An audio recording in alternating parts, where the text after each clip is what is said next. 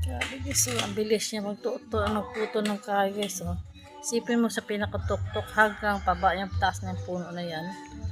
Oh, ayan guys. Oh. Ayan siya guys. Oh. Grabe. Napakabilis. Parang yan po yung tiniguro yung tinatawag ng Spider-Man sa pagputol ng kahoy. Nalalagari pa niya, puputulin pa niya guys. Yan. Ayan, diretso.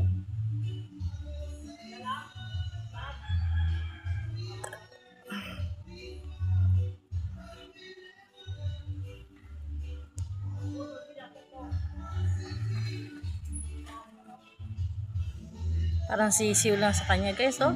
Nako. Ako nga, para akong tinutusok ko yung talampakan ko pag nakikita ko ito. Sa sobrang nervyos ako pag tinagmasdan. No, diba?